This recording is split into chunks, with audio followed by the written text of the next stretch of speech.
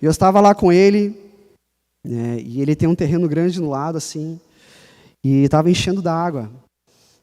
E nós, mas da onde que vem essa água, né? Estava assim, nós, né, pé meio que encharcado, assim, e ele estava com suspeita que ou era, né, um cano que tinha estourado na rua, ou era uma vertente.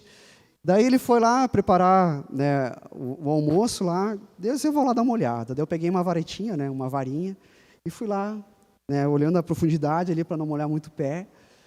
Quando eu parei assim num arbusto grande, eu vi um barulho, né? Daí eu parei, um silêncio assim, que bênção, né? Um silêncio, algo bom assim, né? E eu comecei a ouvir o barulho da água caindo, pingando assim, ó, tum, tuc, tuc, tuc. Eu disse, opa, tá vindo essa água de algum lugar. Daí eu comecei com a vara a olhar aquele arbusto, né? E fui dando a volta. Daí eu subi um barranco e descobri que a água estava vindo de cima, né? Estava vindo da rua e ela estava por trás do morrinho e desci e estava encharcando o terreno dele.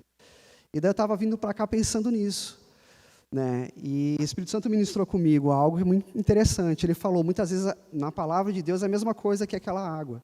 A gente molha os pés, mas muitas vezes a gente não perde um pouco de tempo para ir até a fonte, né? Então, a gente encharca os pés na palavra, né? A gente recebe algo da parte do Senhor. É como se estivesse lá molhando os meus pés. Eu sei que tem água, né? Mas eu tive que ir com mais atenção. E quando eu fui mais perto e comecei a procurar, de onde é que vem a fonte? Onde que está a fonte? Né? Da onde está saindo essa água? Eu fui atrás e subi, ali eu encontrei a fonte, da onde estava saindo. Né? O que o Espírito Santo compartilhou comigo foi, existe uma fonte. E é nessa fonte que a gente é dessedentado, que a gente é saciado. É a mesma coisa a palavra de Deus. A gente pode se contentar, né, com gotas, né, com a água tocando os nossos pés, ou a gente pode ir a níveis mais profundos em Deus. A gente pode molhar a nossa canela, os nossos artérios, como diz o profeta, os nossos joelhos, os nossos lombos, até que se torne um rio, onde a gente se lança, onde não tem mais a nossa firmeza, onde nós não confiamos mais na nossa capacidade. Existe um lugar onde a capacidade de Deus é total. Poucos são que encontram, né, esse manancial de águas, mas está disponível. Jesus falou, né, que do nosso ventre fluirão, né, rios de água viva. Dentro de nós existe uma fonte, né, que é o próprio Espírito Santo de Deus dentro de nós, né, que nos faz inundar. Sabe quando a gente é cheio do Espírito Santo? Sabe o que é ser cheio do Espírito Santo? Ele está dentro de nós, mas nós somos como um vaso, né? E essa fonte que está dentro de nós, ela vai começando a encher. Quando nós damos vazão, quando nós damos ouvido à voz do Espírito, ela vai enchendo, até uma medida, né, que ela está completa, plena. Daí basta uma pequena gota para transbordar. Né? O salmista falou, enches o meu cálice, e ele transborda. Olha só a consciência que Davi tinha da presença de Deus. Quinta-feira a gente teve uma experiência tremenda aqui. Quantos estavam aqui quinta-feira? Né? O Espírito Santo que habita dentro de nós, ele está disposto a derramar, né, algo novo sobre a nossa vida. Mas a gente tem que fazer como eu fiz hoje. A gente molha os pés, mas a gente precisa descobrir onde é que está a fonte. Quando você vem para a igreja, você molha os pés. Né? Eu estou aqui lançando a palavra, mas lá no seu secreto, lá no seu quarto, lá no seu devocional, lá naquela salinha, naquele banheiro, lá naquela sala no seu trabalho, ali você pode fechar a porta e dentro de você, você pode começar, né, a sair essa água e você ser encharcado da presença do Senhor. A presença de Deus não está atrelado apenas a esse lugar, a esse prédio. A presença de Deus está dentro de você, querido. Né? E nós temos ouvido, né, uma palavra que muitos dentro da igreja estão dormindo. Né? Isso pegou no meu coração e arranhou assim, opa, está falando comigo. Se está falando com a igreja, está falando comigo. Eu sou o primeiro a tomar a palavra para a minha vida. Eu disse, Senhor, eu não quero ser encontrado dormindo na sua presença. Assim como as virgens, né? Quantos já leram a parábola das virgens?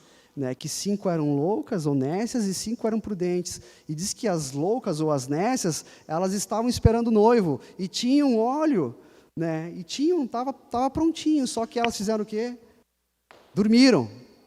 E quando elas ouviram o grito, eis o noivo, ele está vindo, elas acordaram, né, e foram atrás, pediram para aquelas que, as prudentes, elas tinham, né, óleo para emprestar para elas. Elas falaram, as prudentes falaram, não podemos dar para vocês, porque pode faltar para nós. Vai aos que vendem, né, óleo e comprai para vocês. Só que era tarde demais. Né, vai chegar um tempo, queridos, que Jesus, né, ele já está chegando. Eu creio que nós estamos nos últimos dias da volta do Senhor.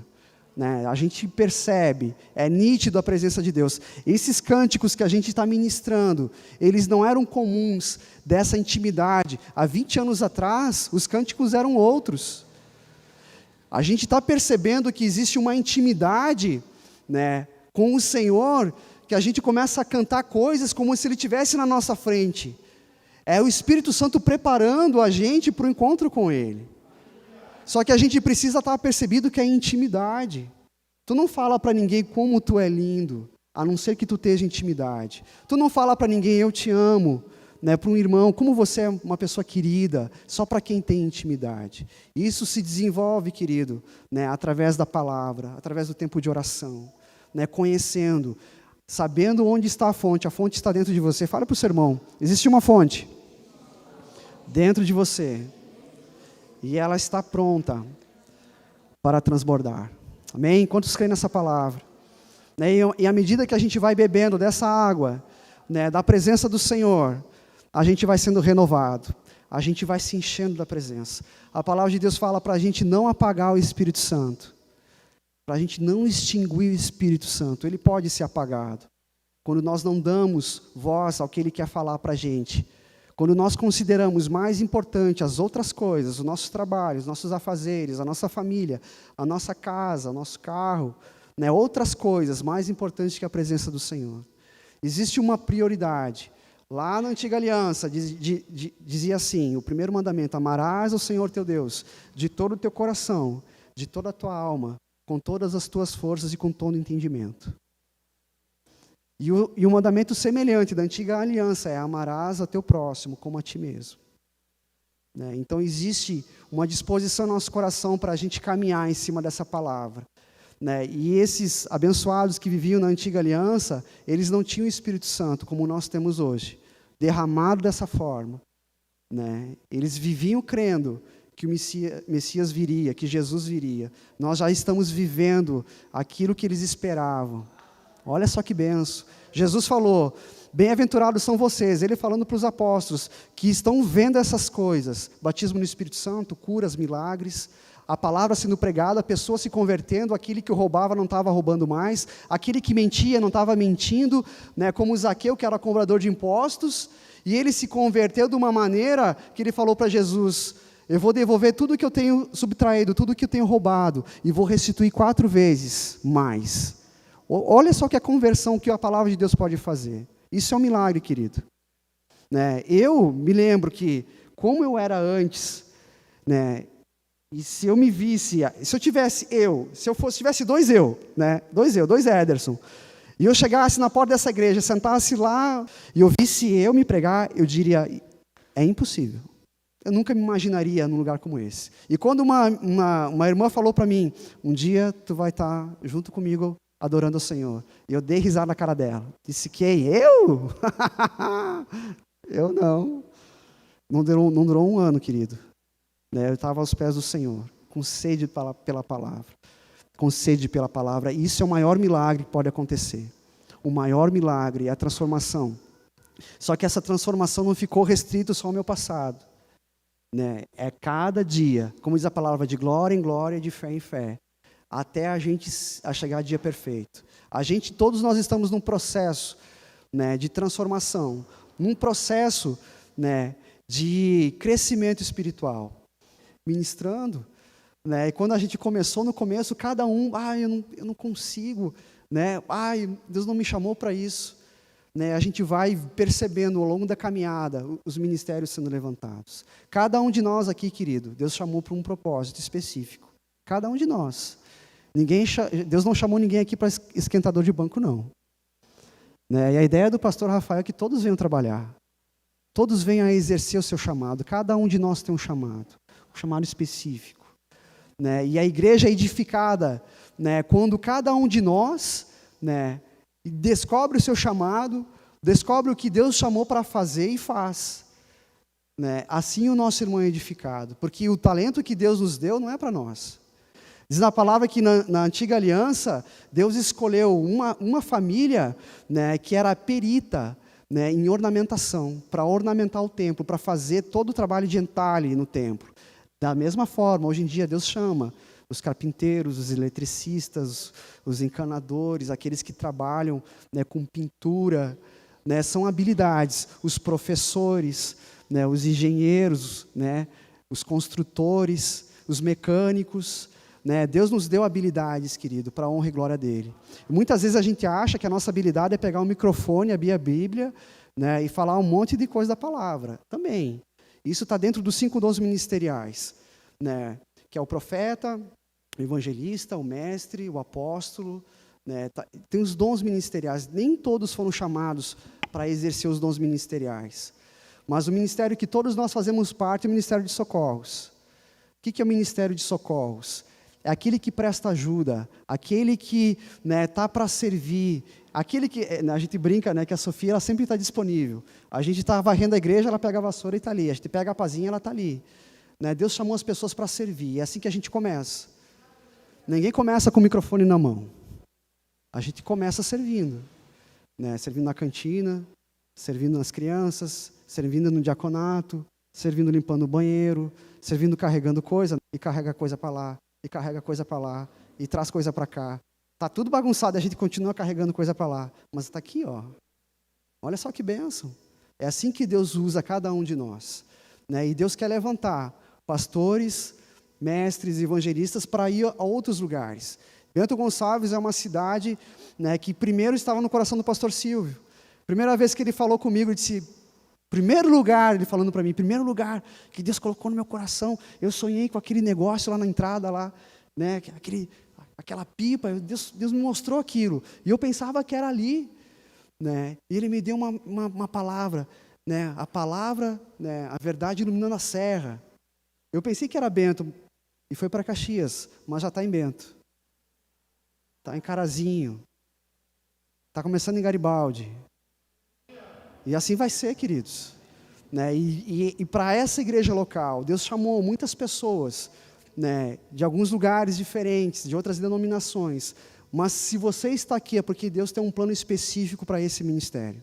Né? Por que a gente fala nisso? Porque ninguém pode ficar aqui sem fazer nada. Né? Deus chamou para um trabalho, Deus chamou para atrair outras pessoas. Olha quantos lugares nós temos aqui. E graças a Deus nós somos muito, mas poderia ser muito maior. Muito mais pessoas. Né? Quando você abre o seu coração e é guiado pelo Espírito, você começa a se lembrar de pessoas. A igreja nem tinha nascido, né? Mas a gente percebeu que eles estavam padecendo, estavam fora da igreja, fora da comunhão. E não existe vida fora da comunhão. A igreja, querido, né, ela foi feita para esse... Existe uma unção que se manifesta na coletividade.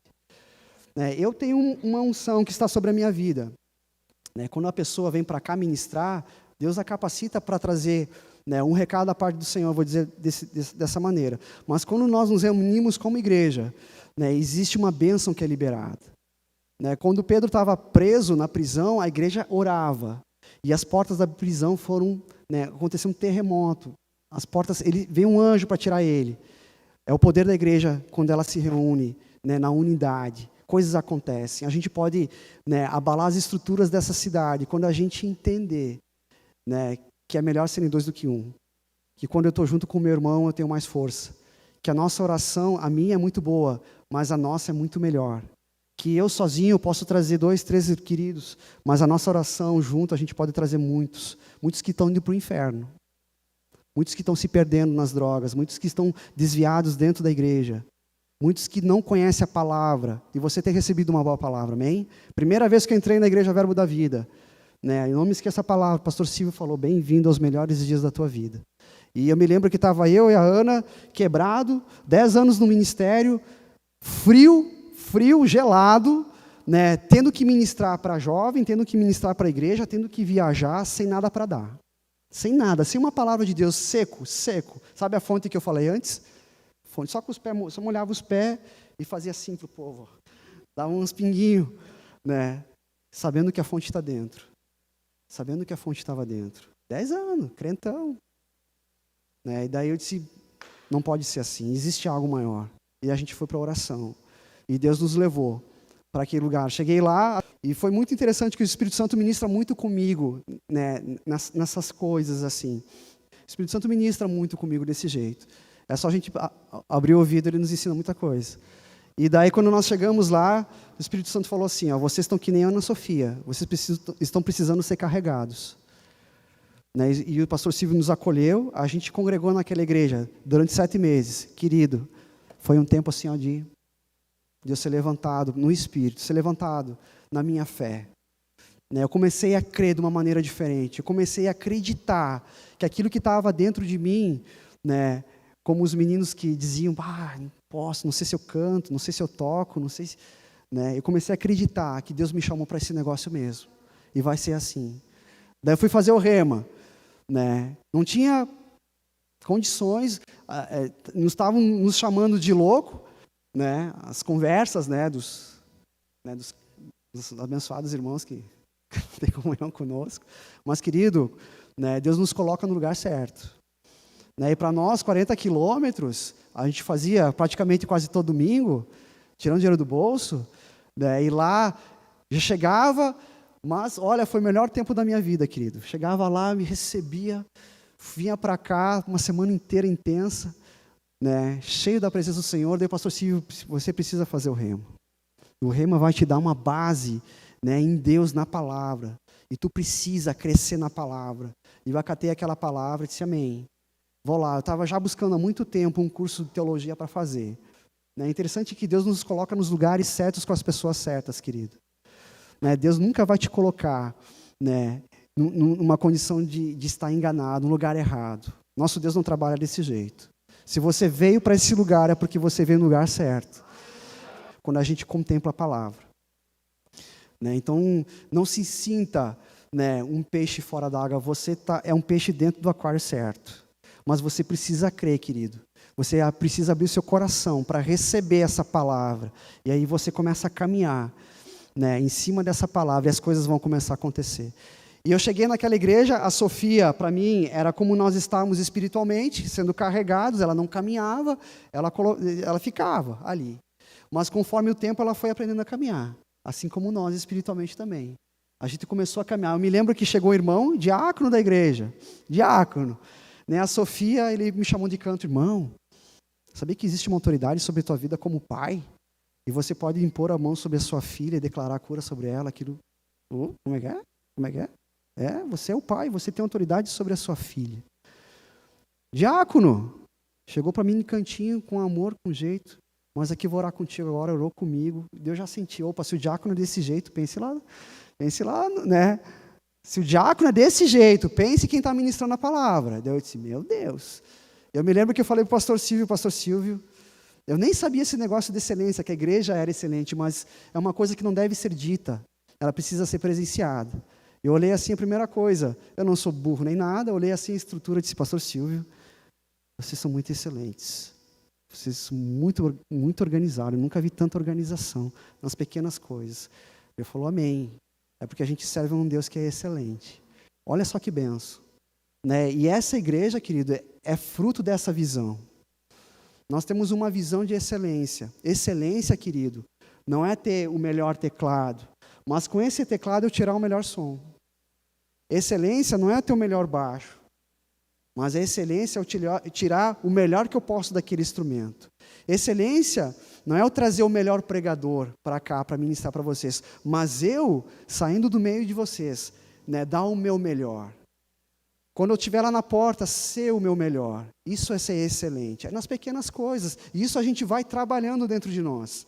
O Espírito Santo vai nos conduzindo à excelência. Vai nos ensinando a fazer as coisas, né, de uma maneira diferente. Eu tomei uma lapada do Espírito Santo ali no final de ano, na troca de presentes, no Amigo Secreto.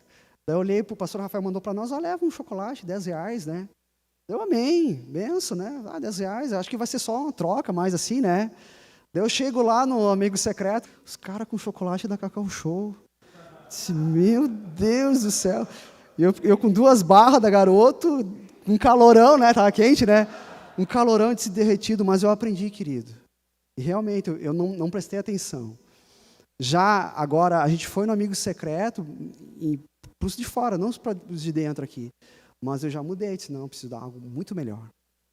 Não que eu dê coisas ruins, mas eu aprendi uma lição, que eu preciso dar o meu melhor. Não preciso gastar horrores, mas o melhor que eu posso dar. E a pessoa percebe. Né? Percebe quando uma palavra ela é bem ministrada. Percebe quando uma canção é bem executada. É excelência. Né? O abençoado ali é excelente. Com a garganta ruim, ele cantou desse jeito, pense quando estiver boa. Né? Quando os meninos lá estão recebendo, né? Estão bem arrumadinhos, bem alinhados. É assim que nós trabalhamos, é assim que essa igreja é assim que nós somos, amém? É assim que nós somos. E só vai melhorar, querido. Eu creio que nesse ano 2018, né, o Espírito Santo, né, porque a gente vai ter outros irmãos que vão estar com uma base muito boa na palavra. Né, vai tirar um pouco da carga do pastor Rafael, da pastora Daniela. Né, e aqui vai ser muito melhor. Eu creio que muita gente aí fora, está na hora da gente começar a sair. Sabe? Sair no sentido de buscar. Né? Sabe que ovelha gera ovelha. Não é responsabilidade pastoral, né, ir atrás das pessoas. Também. Né, de acompanhar. Mas é nossa responsabilidade. Quem dá ovelha é ovelha. Né? Quem gera ovelha é ovelha. O pastor ele só vai cuidar. As ovelhas vão chegando. Jesus falou que ele acrescentaria cada dia aqueles que haviam de se salvar lá na igreja primitiva. As pessoas vão vir. Quando que elas vão vir? Quando essa unção que está sobre a minha vida, sobre a sua vida, ela começar a transbordar. Quando você vier com expectativa para um culto de receber, eu vou no culto hoje. Algo vai acontecer. E você vem com essa expectativa, né? E você não depende mais de quem está cantando, de quem está ministrando, mas você é a própria bênção. Você vai ministrar sobre a vida do teu irmão. Tem profeta? Quantos profetas tem aqui? Oh, aleluia! Isso aí, meu irmão, tem que crer no chamado que você tem. Quantos pastores tem aqui? Olha lá, ó, amém. Quantos mestres na palavra? Quantos ministros de louvor tem aqui? Quantos ministros de louvor tem aqui? Quantos músicos do Senhor tem aqui? Oxe, cara, tem que crer, a gente precisa crer. Quantos, né, administradores? Eu recebi uma palavra no final da minha formatura, de uma profeta que ela falou, eu vejo pessoas vindo até você, né, investidores do reino. Eu me alegrei assim, né, com a palavra, fui contar com o pastor Rafael. E aí eu falei, pastor, mas ela não sabe que eu lido com o dinheiro, que eu sou tesoureiro da igreja, como é que ela sabe? Mas Deus sabe, querido, né, e vai ser uma igreja próspera. Nós somos prósperos. Dinheiro não é pecado, é uma coisa que é difícil de se desconstruir, porque tem muitos que dão, né, mau testemunho, que trazem escândalo, que roubam. Isso gera dentro do coração das pessoas um desconforto. E quando a gente fala nisso, mexe, parece que arranha aqui dentro. Mas graças a Deus, a gente tem aprendido o que a palavra nos diz, né, acerca dessas coisas. E a gente não se escandaliza mais. A alegria no espírito, né? Diz a palavra que a alegria do Senhor é a minha força.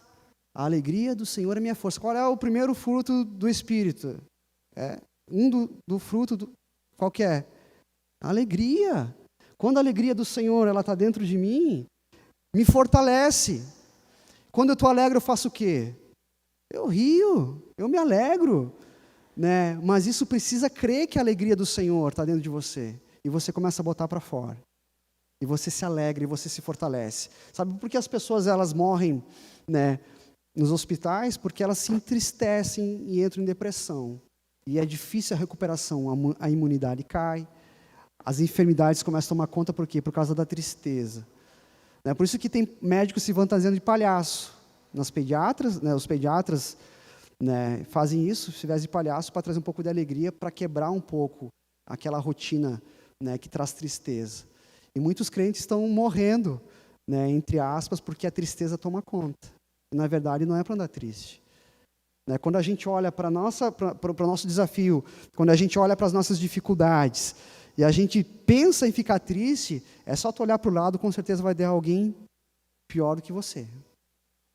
E você olha para aquilo e diz, meu Deus. Né, e olha quantas coisas o Senhor fez por nós. né? Existe uma tristeza que é natural, perder alguém, tu não vai dar risada, né? Tu vai se, pelo amor de Deus, não faça isso que vão pensar que tu é louco. Tu vai chorar, isso é normal, né? Tempo de luto. Mas isso passa, querido. Você precisa passar esse tempo, chora, chora mesmo. Mas isso vai passar e você vai se alegrar. Porque está dentro de você a alegria. O Senhor vai te fortalecer. O Senhor vai trazer à memória de você aquilo que traz esperança. Amém? E você vai se alegrar.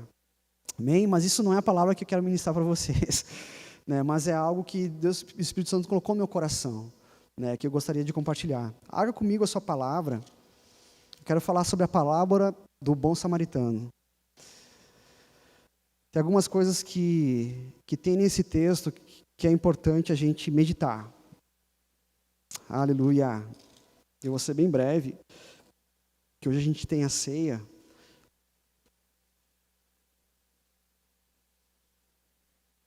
Lucas capítulo 10.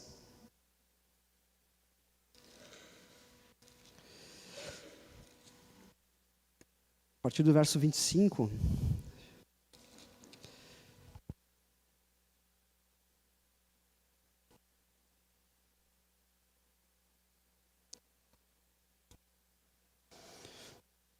É a parábola do bom samaritano. Então, todos encontraram? Amém? Aleluia. Para você não dormir, gostaria que você colocasse em pé. Pode se colocar em pé para ler, para a gente lermos junto em pé. Amém? Não é, a gente não está na assembleia, tá? É só para dar uma relaxada, uma alongada. Vai ser muito bom. Amém? Todos encontraram? Lucas 10, é isso, né? Deixa eu só achar na minha Bíblia aqui. Isso. Eis que certo homem, intérprete da lei, se levantou com o intuito de pôr Jesus à prova e disse-lhes: Mestre, que farei para herdar a vida eterna? Então Jesus lhe perguntou: Que está escrito na lei? Como interpretas? A isto ele respondeu: Amarás o Senhor teu Deus de todo o teu coração, de toda a tua alma, e de todas as tuas forças, e de todo o teu entendimento, e amarás o teu próximo como a ti mesmo. Então Jesus lhe disse: Respondeste corretamente, faze isto e viverás. Ele, porém, querendo justificar-se, perguntou a Jesus: Quem é o meu próximo? Jesus prosseguiu dizendo: Certo homem descia de Jerusalém para Jericó, e veio a cair em mãos de salteadores, os quais, depois de tudo lhe roubarem e lhe causarem muitos ferimentos, retiraram-se, deixando-o semi-morto. Casualmente descia um sacerdote por aquele mesmo caminho, e vendo-o passou de largo. Semelhantemente, um levita descia por aquele lugar, e vendo-o também passou de largo. Certo samaritano, que seguia o seu caminho, passou-lhe perto, e vendo-o compadeceu-se dele. E chegando-se, pensou-lhes os ferimentos, aplicando-lhes óleo e vinho, e colocando-o sobre o seu próprio animal, levou-o para uma hospedaria e tratou dele. No dia seguinte, tirou 2 denários e os entregou ao hospedeiro, dizendo: Cuida deste homem, e se alguma coisa gastares a mais, eu te indenizarei quando voltar. Qual desses 3 te parece ter sido próximo do homem que caiu nas mãos dos salteadores? Respondeu-lhe o intérprete da lei, o que usou de misericórdia para com ele. Então lhe disse: Vai e procede tu de igual modo. Pai, eu te dou graças, Pai, por essa palavra. Obrigado, Senhor, que o Senhor possa ministrar no nosso coração, Pai, aquilo que o Senhor quer, Pai, Pai, nos ensinar, Pai, nessa tarde e nessa noite, Senhor. Que nós possamos guardar a Tua palavra, ouvidos para ouvir, Senhor. Pai, um coração disposto a guardar e praticar aquilo que nós temos ouvido, Senhor. Eu declaro sobre a vida dos meus irmãos, Pai, que toda distração venha a ser tirada, Pai. Pai, que eles possam ter, Pai, os olhos abertos, Pai. Pai, ouvidos atentos para compreender a palavra dessa noite, Senhor. Para que possamos crescer cada vez mais. Esse é o desejo do Teu coração, Pai. Que nós venhamos a crescer, Pai, até a estatura, Pai, de varão perfeito, Senhor. É assim que nós somos, é assim que nós vamos caminhar em nome de Jesus. Amém, você pode sentar. Então aqui existe uma parábola. Jesus estava em Betânia, ele estava a caminho de Jerusalém, né? E ele, nessas cidades próximas ali, próxima de Betânia, né, ele é interpelado por esse advogado. Era um advogado, era um doutor da lei, era um escriba, né, que estudava a palavra e ensinava para outros. E eles tinham o costume, né, quando se assentavam, Jesus, quando ia ensinar, os discípulos se assentavam, né, para ensinar. Assim como foi no Sermão da Montanha, Jesus se assentou, né, e as pessoas também se assentaram para ouvir Jesus falar. Era o costume, quando existia um rabi, um mestre, alguém, né, que era versado na palavra, as pessoas se sentavam para ouvi-lo.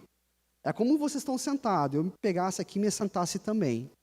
E quando alguém queria fazer algum questionamento para esse mestre, ele se levantava. Ele se colocava numa posição diferenciada dos outros e fazia uma pergunta para o seu mestre, acerca de qualquer assunto. Aqueles que eram discípulos leais ao seu mestre, né, eles não faziam uma pergunta, né, para confundi-lo ou para prová-lo, como diz a palavra aqui, que esse aqui se levantou para provar. Mas os discípulos eles se levantavam, né, com algo que eles queriam saber, porque sabiam que ele teria a resposta. Aqui nesse caso, esse doutor da lei, ele se levanta no meio da multidão, né, e fala, Rabi, né, ele se apresenta e identifica que Jesus é o mestre, diz Rabi. Né, só diz a palavra que ele levantou, né, para o provar. E é interessante que ele era doutor da lei. E para a gente entender, né, essa parábola, a gente precisa entender um pouco o que era a lei. O que era a lei da antiga aliança. Para a gente ser mais didático, para a gente aprender um pouco sobre isso, a lei da antiga aliança, ou a lei de Moisés, que Deus deu para Moisés, seria como a nossa Constituição. A nossa Constituição do Brasil é o quê? É um conjunto de leis que faz o quê? Regra a nossa vida em sociedade, não é isso? Sobre bens, daí vai falando sobre, né, família, como deve ser organizado, sobre questões de trabalho, sobre questões de convivência na sociedade. É a mesma coisa, a lei que Deus deu para Moisés era uma lei que regia o povo da antiga aliança. Né? E era mais ou menos, consistia em ordenanças, né? Faça isso, não faça aquilo, se fizer isso, né, acontecerá isso, se não fizer, não acontecerá. E é interessante que a lei, ela consistia em uma bênção e uma maldição. Para cada mandamento, né, na lei, na antiga aliança, que eu cumprisse, existiria uma bênção. Então, a bênção, ela está condicionada à obediência. Se eu obedecesse à lei, eu era abençoado. Mas se eu transgredisse a lei, viria sobre mim a maldição, que era condicional. Se eu obedecesse, sou abençoado. Se eu desobedecesse ou transgredisse, eu sou amaldiçoado. Né? E era um conjunto de regras muito rígidas. E esses doutores aqui da lei, eles não tinham só o Antigo Testamento como nós temos hoje. Eles creem no Antigo Testamento, que eles chamam de Torá, né? Que é Gênesis, Êxodo, Levítico, Números, Deuteronômio, mais Salmos e Provérbios, mais os profetas. Esse é a Antiga Aliança, ou a Torá, consistia nos 5 primeiros livros, né, nossa aqui para eles, né, só que eles faziam o quê? Eles começavam a interpretar a antiga aliança segundo os seus próprios desejos, segundo aquilo que para eles era mais, né, como vou dizer para vocês, né, mais fácil. Eles interpretavam segundo eles. Daí existia, né, o Midrash judaico, que é como se fosse uma segunda Bíblia, que eles acrescentavam, tiravam coisas. E Jesus era contra justamente essa interpretação que eles faziam para benefício próprio. Por isso que Jesus falou que os fariseus, eles condenavam muitas pessoas, mas eles próprios, né, se condenavam. Ele falou para os fariseus, vocês são como um sepulcro, né, como uma tumba, como um túmulo caiado ou pintado. Por fora vocês são bonitinhos. Né, por fora vocês se vestem como manda, né, a lei, mas por dentro está podre, por dentro tem inveja, tem morte, tem homicídios. Jesus foi contra, né, a legalidade, né, porque eles cumpriam a lei, né, no sentido, né, que para eles trouxesse algum benefício. Existiam, para trazer um exemplo, né, que a palavra de Deus fala para a gente honrar pai e mãe. Diz a palavra, primeiro mandamento com promessa, honra teu pai e tua mãe, para que se prolongue os teus dias sobre a terra. Sabe o que eles faziam? Né, que se, por corbã, ou por causa de uma oferta, eles poderiam lá no templo e oferecer uma oferta ao corbã, eles ficavam isentos de sustentar seu pai e sua mãe na velhice. Olha só que interessante, o corbã, interpretação errada da lei. A palavra de Deus diz para honrar pai e mãe, independente se está num estado que não pode sustentar, era a responsabilidade dos filhos. E eles tiravam essa responsabilidade deles, né, através dessa interpretação. E esse aqui, ele fez justamente isso. Né? Ele queria se justificar perante Jesus. Olha só o verso 2. Estou no outro capítulo. Verso 26. Então Jesus lhe perguntou: o que está escrito na lei, como interpretas? A isso ele respondeu, o advogado: amarás o Senhor teu Deus de todo o teu coração, de toda a tua alma, e de todas as tuas forças, e todo o teu entendimento, e amarás o teu próximo como a ti mesmo. Ele conhecia a palavra. Né, e Jesus faz uma pergunta. Aqui, né, nesse contexto de uma sala de aula particular, entre o Rabi e seus discípulos, né, eles tinham isso. Um fazia uma pergunta, e o Rabi, ele respondia com uma outra pergunta. É isso que Jesus está fazendo. Daí, ele fez a pergunta, Jesus fez uma outra pergunta: o que a lei diz? E ele respondeu: amarás o Senhor teu Deus de todo o teu coração, de toda a tua alma, com todas as tuas forças. Olha só que Jesus respondeu, né? Verso 28. Então Jesus lhe disse: respondeste corretamente, faze isto e viverás. Ali estava resolvida a questão. Ele queria provar Jesus. Qual é o maior mandamento? E Jesus pergunta para eles: amarás o Senhor, está tudo certo. Faz isso e tu vai viver. Pratica isso e tu vai viver. Mas ele, como queria, né, pegar Jesus na palavra, ele falou. Ele, porém, querendo justificar-se, perguntou a Jesus: quem é meu próximo? Aqui que entra a questão. Né? Ele queria ver, ele não considerava Jesus como um mestre. Ele não considerava Jesus como filho de Deus, como Messias. E ele pergunta: quem é o meu próximo? Quem é o meu próximo?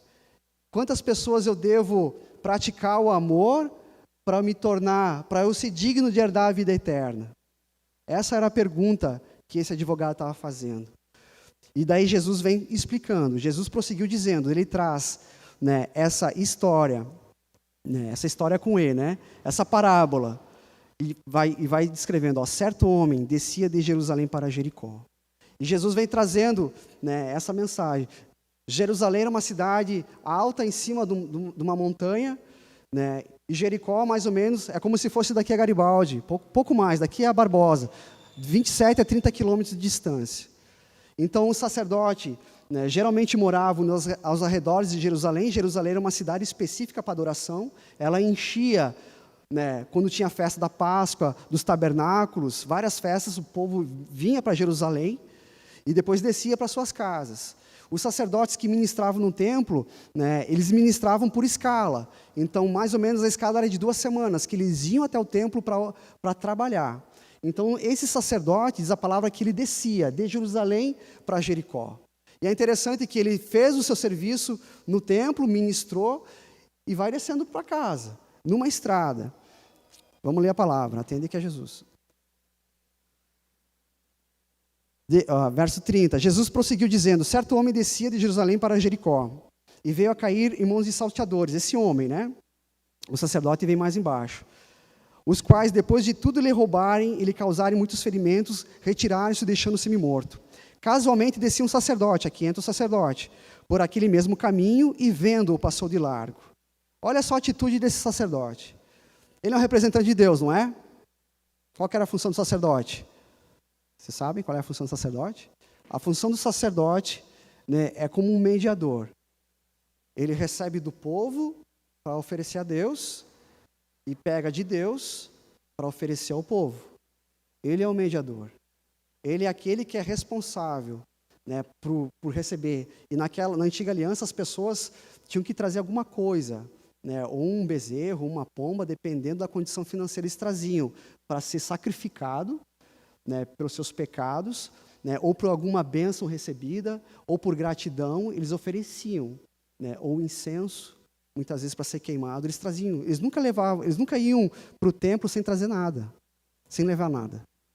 Eles deveriam. E a palavra de Deus fala, não chegueis à minha presença de mãos vazias. Sabe o que é isso, querido? Isso é um exemplo, uma figura para nós hoje, que nós não devemos chegar à presença de Deus sem nada. para oferecer para Ele. Sabe qual é o sacrifício que Deus se agrada hoje? Não é mais um bode, ou um bezerro, ou um pombo, ou incenso, ou pão, nada. O que Deus quer de nós é fruto dos lábios que confessam o seu nome. É muito caro, né? E tem pessoas que não abrem nem a boca para glorificar Deus. Não abre a boca para adorar o Senhor. É o único sacrifício que Deus exige de nós. Diz o salmista: sacrifícios e holocaustos não te agradaram, mas um corpo tu me deste. É com o corpo que a gente adora a Deus. E é com esse corpo que Deus quer receber o sacrifício. O sacerdote fazia essa mediação, ele recebia e oferecia. Né? E pegava de Deus, através, né, da liberação do pecado, né, do cobrimento do pecado, né, daquilo que era dado para o povo, como palavra, como ensino que eles davam. Isso era executado no templo. Acompanhe comigo o verso 31. Casualmente descia um sacerdote por aquele mesmo caminho e veio, passou de largo. Sabe por que esse sacerdote ele passou de largo? Porque ele não podia se contaminar. A lei dizia para ele que se ele visse um cadáver, o cadáver está aqui, o cadáver é como se essa pessoa que estava descendo de Jerusalém foi assaltada, roubaram tudo dele, deixaram ele praticamente nu, semi-morto, ele não estava morto, né? É como se fosse teclado. Eu sou o sacerdote e estou passando. Provavelmente os sacerdotes eram as pessoas mais ricas da sociedade judaica. Por quê? Porque era uma sociedade, né, teocrática. Eles acreditam em Deus como rei, apesar de ter um governante, né, na pessoa do rei, uma monarquia, mas é uma monarquia teocrática. Então os sacerdotes, né, são os que ganham mais. É a mesma coisa, eu trabalho no moinho de trigo. Adivinha quem ganha mais no moinho de trigo? É o moleiro. Por quê? Porque a moinho é de trigo. Então, numa sociedade monárquica, teocrática, né, a pessoa mais abastada são os sacerdotes. A palavra de Deus não fala, mas provavelmente para 27 quilômetros, uma pessoa que tinha posse, ela foi a cavalo. É a mesma história de Paulo. A Bíblia não diz que Paulo caiu do cavalo, né? Não está escrito, mas, né, historiadores dizem que provavelmente ele estava indo para Damasco montado num cavalo. É a mesma coisa sacerdote. Está no cavalinho dele, né, troteando, descendo para a casa dele, ali está o morto. Né? O que a lei dizia? Eu só posso me achegar num morto numa distância de 42 centímetros, 4 côvados.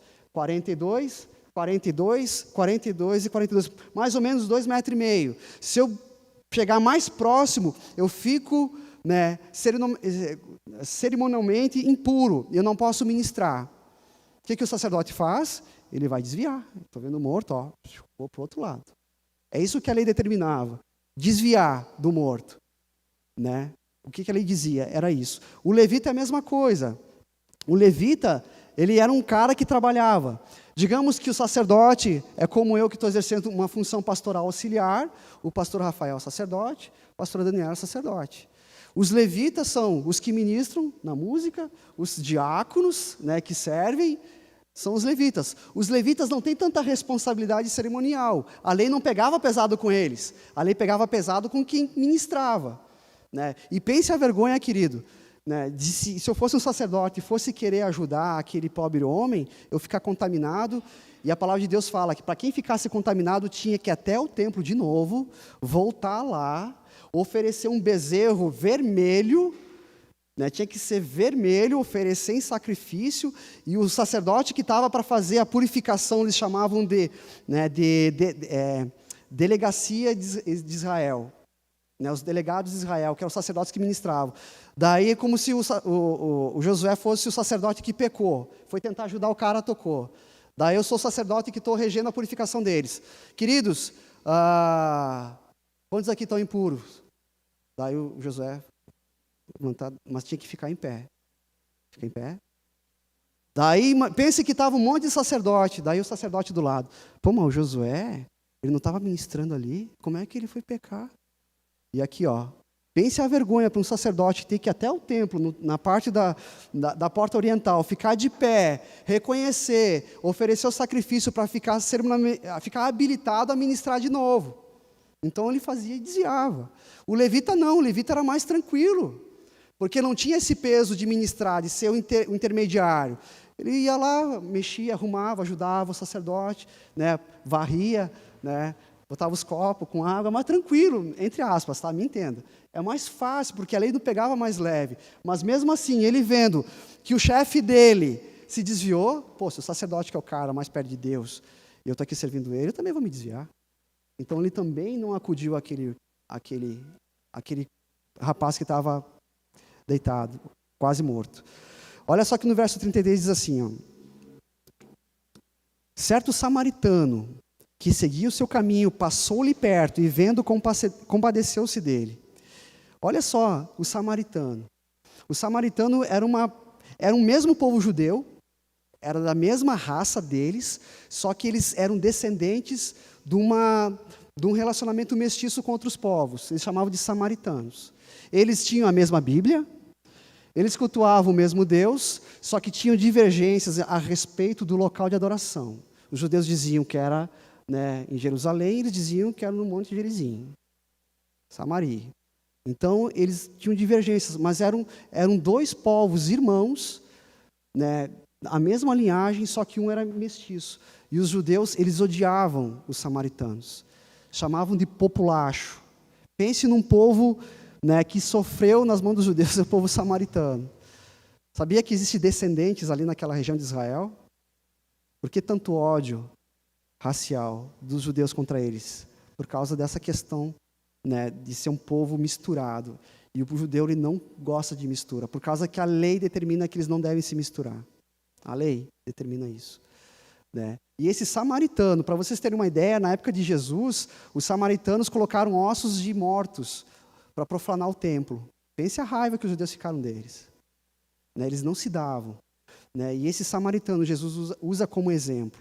E olha só o que ele fez, né? Então ele estava descendo, mesma questão, estava vindo de Jerusalém, diz que ele estava a cavalo, provavelmente era um comerciante, né? Estava descendo para a cidade dele, né? E daí ele vê essa pessoa, daí ele pensou-lhe os ferimentos, a minha versão diz pensou-lhes, né? Ele atou os ferimentos dessa pessoa, aplicou óleo e vinho, colocando sobre o seu próprio animal, levou-o para uma hospedaria e tratou dele. Pense que eram judeus que se odiavam, né? E Jesus usa um samaritano como referência, né, do amor de Deus. Ele usa o samaritano como esse referencial, né? E aí ele vai discorrendo. Verso 35. E no dia seguinte, né, esse samaritano tirou 2 denários e o entregou ao hospedeiro, dizendo, cuida desse homem, e se alguma coisa gastares a mais, eu te indenizarei quando voltar. Qual destes 3 te parece ter sido próximo do homem que caiu nas mãos dos salteadores? Respondeu-lhe o intérprete da lei, o que usou de misericórdia para com ele. Então Jesus lhe disse, vai e procede tudo igual modo. Né? Além de Jesus dar-lhe um tapa, né, ele quis provar Jesus. E Jesus coloca um samaritano, né, e ele teve que reconhecer que ele foi o exemplo para trazer, né, do amor de Deus.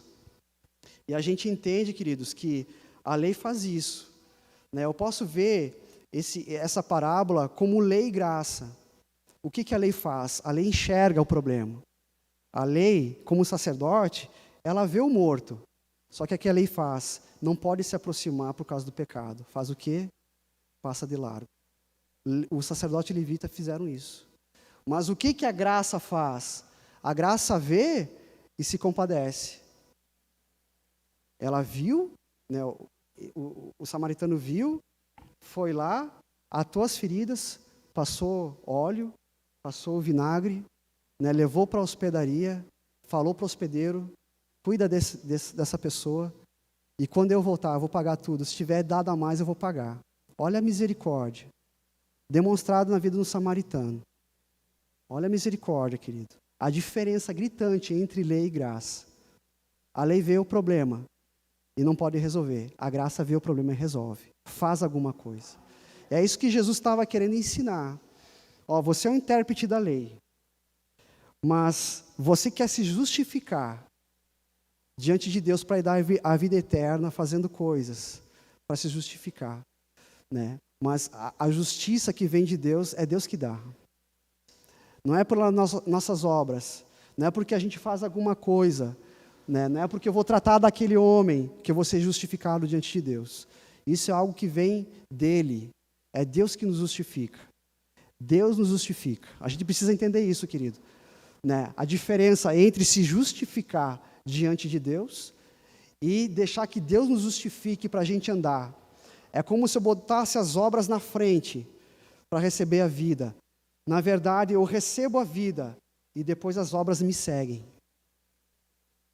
A lei faz isso, a lei coloca as obras antes para receber a vida eterna, para herdar a vida eterna. O que Jesus veio ensinar, primeiro você recebe a vida eterna e as obras vêm te seguindo.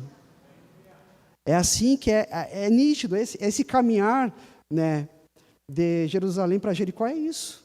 É um querendo botar as obras na frente, né, mas primeiro tu recebe a vida eterna, as obras te seguem. E é interessante que, né, para essa pessoa, para esse samaritano fazer isso, ele teve que pagar um preço muito alto. Ele não se dava com os judeus. E para a lei, né, que é a lei de talião. Você sabe o que é a lei de talião? Da antiga aliança é olho por olho e dente por dente. Se alguém te matasse alguém da sua família, né? Se alguém te matasse, estaria morto, né? Mas se alguém matasse alguém da sua família, você tinha o direito de matar alguém da família daquele que assassinou o seu parente. Era desse jeito. Era desse jeito. E se não tivesse alguém próximo, como uma esposa, um filho, podia ser algum conhecido. Digamos que eu matei, né, o Alencar. E daí o Alencar não tinha nenhum parente. Era ele sozinho, mas ele conhecia o Josué. Ah, Josué, eu boto o Josué lá contra a parede, vou te matar. Josué, por quê? Porque tu é amigo do Alencar, ele matou. Eu tenho o direito de matar porque você é muito próximo. Se não tivesse alguém muito próximo, sabe o que ia acontecer? Alguém da tribo tinha que pagar vida pela vida, olho por olho, dente por dente. Então, olha só o peso de pegar um cara semi-morto judeu, um samaritano que os caras se odiavam, né, levar para uma hospedaria, e se isso se propagasse, ele corria risco de vida, ele deu a própria vida para salvar o outro. Ele não considerou a sua vida por preciosa para ajudar o outro, no contexto que ele vivia. Duvido se a gente tivesse num ambiente de guerra, né, como se fosse Brasil e Uruguai, né, e sabendo que você poderia ser morto, você teria uma atitude dessa. Você queria se preservar. E essa pessoa que Jesus traz, esse samaritano, não tem essa atitude. Ele não teve a sua vida por preciosa, ele quis ajudar. Levou para a hospedaria e falou algo mais. O que os salteadores fizeram? Roubaram, despiram ele e deixaram ferido, quase morto. O que ele fez? Ele foi lá, fez tudo ao contrário. Ele atou as feridas, passou óleo, né, ungiu ele, colocou aos cuidados de um hospedeiro e falou, tudo que ele der de despesa eu vou pagar. Olha a diferença entre a lei e a graça. A lei, né, tirando, por causa do pecado, ela tirava alguma coisa das pessoas. A graça, ela faz o quê? Ela acrescenta alguma coisa às pessoas. Ela dá alguma coisa às pessoas. É assim que Jesus vê as nossas vidas. A gente está vivendo num tempo, queridos, né, que a gente não está mais debaixo da lei. Eu queria ter explicado para vocês, eu vou explicar um pouquinho. Eu estava falando sobre a Constituição, né, justamente sobre isso, né, sobre bênção e maldição, né, que Jesus ele veio destruir as obras da lei. Olha só em Gálatas, abra comigo Gálatas. Gálatas capítulo 3, verso 11.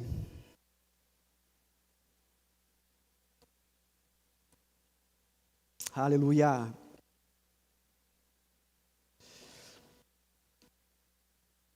Gálatas 3:11 diz o seguinte: e é evidente que pela lei ninguém é justificado diante de Deus. Você entende esse versículo? Você consegue entender agora esse versículo? Que ninguém, e é evidente que pela lei ninguém é justificado diante de Deus? Você entende dando esse exemplo? Né, o sacerdote aqui nesse exemplo do bom samaritano, ele coloca as obras antes, guardando uma aliança, né, para herdar a vida. E como esse doutor da lei quis se justificar para Jesus, né, quem é meu próximo, e sabe que para eles, é interessante, eu esqueci de falar, que o próximo era só as pessoas da própria família. Esses eram próximos, o mais próximo deles eram esses, os da própria família, um próprio israelita. Né? Realmente eles se achavam a última bolachinha do deserto. Eram eles. E são até hoje, né? Até hoje eles são assim, por causa da lei que diz isso. Né? Para eles o próximo era a própria tribo, a própria nação israelita. Eles eram herdeiros das promessas. Os outros povos eram os gentios. Para eles era a salvação. Para eles eram as promessas. Né? E Jesus fala, olha, o próximo de vocês são os outros. Um exemplo mais específico do que esse, um samaritano, alguém que vocês odiavam. Né? Eu quero dizer para vocês, olha só no verso 12. Ora, a lei não procede de fé, mas aquele que observar os preceitos por eles viverá. Cristo nos resgatou da maldição da lei, fazendo-se Ele próprio maldição em nosso lugar, porque está escrito, maldito todo aquele que for pendurado em madeiro, para que a bênção de Abraão chegasse aos gentios, em Jesus Cristo, a fim de que recebêssemos pela fé o Espírito prometido. Jesus se fez maldito. Você lembra que eu falei que a lei, né, se tu cumprisse, tu era abençoado, obedecesse, tinha uma bênção, se você desobedecesse, existia uma maldição. Eu tenho só uma pequena notícia para dar para vocês, que ninguém conseguiu obedecer a lei, ninguém. O único que conseguiu cumprir foi Jesus Cristo. Então quer dizer o quê? Todos da antiga aliança estavam debaixo de maldição. Por quê? Porque eles não conseguiam obedecer. Por quê? Porque dentro deles não existia um espírito que os ajudava, os auxiliava, ou os deixava habilitado, né, para receber essa palavra. Mas Jesus Cristo veio fazer o quê? Levou sobre ele a maldição, para que a gente recebesse o quê? Fica aqui comigo. Para receber o quê? A bênção de Abraão, não é isso que diz a palavra? Então hoje nós somos abençoados por aquilo que Jesus fez. Amém? Amém? Nós somos abençoados por aquilo que Jesus fez. Amém? A bênção está sobre as nossas vidas. Por quê? Porque Jesus cumpriu a lei. E é interessante que se você olhar para essa parábola do bom samaritano, Jesus é o bom samaritano. Ele se colocou nessa história. Ele falou dele mesmo. Falou, o sacerdote passou de largo. O levita passou de largo. Mas eu, o bom samaritano, eu vejo. Jesus nunca teve problema em tocar no morto. Jesus nunca teve problema de tocar no leproso. Jesus nunca teve problema de comer com os pecadores. Jesus nunca teve problema de falar com as prostitutas. Jesus nunca teve problema de comer com as mãos sem lavar. Jesus nunca teve problema nenhum. Por quê? Porque ele veio cumprir a lei. E ele cumpriu. Né? Muitas vezes os legalistas colocam a lei em primeiro lugar, como eu falei da questão do pai e da mãe, que eles deixavam de cuidar dos seus próprios pais por causa de uma interpretação errada da lei. Jesus nunca fez isso, ele cumpriu a lei. E Jesus é o bom samaritano. Abra comigo lá o texto, em Lucas capítulo 10. Quando eu olho para esse texto, né, e vejo que um samaritano, ele conseguiu cumprir o mandamento que esse doutor da lei, esse intérprete da lei falou, né, amarás o Senhor de todo o teu coração, de toda a tua alma, de todas as tuas forças, e com todo o entendimento, e amarás o teu próximo como a ti mesmo. Esse que cumpriu, o único que cumpriu foi o samaritano. Nem o sacerdote conseguiu, nem o levita conseguiu. Né? Quando ele vê, ele tem compaixão daquela pessoa. Ele é levado por compaixão, ele olhou para aquela pessoa. Ele não teve, por questão da lei, foi lá e tocou, levou, cuidou dele. Assim somos nós também, queridos, amém? Assim era você. Você era essa pessoa que estava na beira do caminho. Você era essa pessoa que estava deitada. A lei olhava para você, vai morrer. Morreu. Vai ficar aí, não tem jeito. O que a graça vem? A graça vem por meio de Jesus Cristo. Diz lá em João 17, porque a lei veio por intermédio de Moisés, a graça e a verdade veio por meio de Jesus Cristo. Jesus Cristo, o bom samaritano, vem lá e resolve a questão daquela pessoa. Assim éramos nós, mortos espiritualmente, à beira do caminho, vem o bom samaritano Jesus e nos coloca. Eu posso enxergar os salteadores dessa parábola como o diabo. O diabo veio para matar, roubar e destruir. E foi o que fizeram com aquela pessoa. Matou, roubou, destruiu. Eu posso ver a lei na figura, né, do sacerdote e do levita. Eu posso ver Jesus como um bom samaritano. Eu posso ver a hospedaria como uma igreja. Um local onde a gente é curado. O local onde a gente recebe a palavra. O local onde a gente é ministrado. A gente pode ver as duas moedas, né, como a palavra e o Espírito Santo trabalhando na nossa vida. E ele falou: cuida dele até que eu retorne, e eu pagarei tudo, né, ao seu tempo, eu pagarei tudo que custar mais. Eu posso ver essa história dessa maneira. Mas eu também posso olhar essa história para as nossas vidas, trazendo mais para perto. Eu posso ver, né, o sacerdote, posso ver o pastor auxiliar Ederson, da Igreja Verbo da Vida, indo de Bento para Caxias do Sul, e passando ali pela 122, ele viu um cara que estava no acostamento, ferido, com um problema. E ele passou com o seu carro e foi lá para a igreja de Caxias. Daí passou o levita Rude, que também estava indo para lá. E ele viu aquela pessoa parada no acostamento, com uma necessidade, e não fez nada. Foi lá para a igreja de Caxias. Mas daí veio um macumbeiro, cheio de guia no pescoço.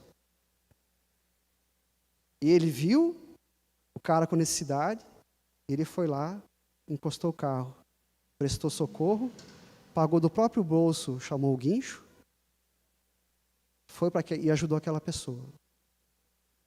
Como a gente é religioso hoje em dia, a gente acha, né, que só nós que somos crentes, né, evangélicos, né, que somos detentores das boas ações, e a gente tenta justificar a nós mesmos. Quero trazer isso para nós, essa reflexão para nós. Né? E muitas vezes a gente deixa de fazer o bem, que é o amor prático, de ajudar alguém, por causa da religiosidade. Ah, eu não vou me envolver. O sacerdote, eu não vou me envolver. O levita, eu não vou me envolver. Né? Quando a gente deixa de se envolver com as pessoas, a gente não está amando a Deus em primeiro lugar, nem ao nosso próximo, como a nós mesmos, ou como Jesus amou, né? Que é muito mais estreito o negócio. Né? Então, que a gente possa ter isso, querido, dentro do nosso coração. A importância com o nosso próximo. Quem que é o nosso próximo? Querido, o nosso próximo são aquelas pessoas que estão lá, que precisam de nós. Que muitas vezes a gente considera impura. Ah, é prostituta. Ah, é drogado. Ah, está fedendo. Ah, não tem jeito. Ah, o cara é muito rico, ele não vai. Ah, é muito pobre. E eu não me envolvo colocando empecilhos por causa da minha religiosidade. Ah, não tem jeito, aquela pessoa não tem jeito. Vai para o inferno. Os meus próximos é os meus queridinhos do Ministério de Música, minha panelinha. É a minha panelinha que eu fico lá com 3, 4, a vida inteira com os mesmos. Os mesmos. 30 anos de evangelho e os 3 bonitão sentados, sem fazer nada. Né? E o tempo passando. Né? A graça é uma bênção, eu gosto da graça, porque a graça nos torna livre, mas ela traz um peso de responsabilidade, querido, muito grande. O que você está fazendo com a graça que você recebeu? Né? Para com as pessoas. Você vem aqui todo domingo, recebe da palavra, você vem aqui toda quinta, recebe da palavra. E aí, está fazendo o quê com a palavra que você tem recebido? Jesus falou, o que diz a lei? Ah, amarás o Senhor teu Deus de todo o teu coração. O que diz a Igreja Verbo da Vida? Nós somos uma igreja excelente. O que diz a Igreja Verbo da Vida? Olha, nós servimos com excelência, só aqui dentro. Em casa, não sei onde é que está a excelência. No trabalho, não está a excelência. Tu tirar um tempinho para tu falar da palavra com o teu vizinho. De tu mandar uma mensagem para alguém que está necessitando. Né? O Evangelho é cuidar de pessoas, querido. Se o nosso foco não for as pessoas, não importa. Aqui é um clube social. A gente vai se encontrar domingo e vamos estar sempre na mesma. Por isso que os ministérios são levantados. Sabe quando que eles são levantados? Quando a gente toma a nossa posição de sacerdote da nova aliança. Né? Aquela palavra, Adriana, né, das pessoas dormindo. Tem uma profeta aqui no nosso meio, ela trouxe uma palavra que bateu bem certinho aqui. Pessoas dormindo dentro da igreja, dormindo. Né? E é na hora de acordar, a gente precisa acordar. A gente precisa deixar a nossa religiosidade de lado, se importar um pouquinho mais. É um desafio, né, para cada um de nós. Eu tenho os meus desafios. Mas sabe que é interessante, porque eu trouxe esse exemplo do carro, porque eu estava indo para Caxias, eu passei pelo cara estacionado no carro, no acostamento, eu passei, e pesou meu coração, e eu cheguei lá em Caxias, mas eu me alegrei, sabe por quê? Porque o Gui parou. Ele parou para ajudar.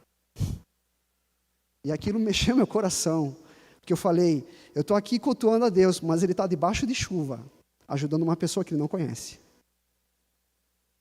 O que vale mais, estar dentro da igreja, ouvindo a palavra, enchendo a barriga de palavra, engordando espiritualmente, ou estar fazendo a obra, ajudando alguém que não se conhece? E eu comigo mesmo, eu me alegrei, disse, glória a Deus porque ele está fazendo a obra.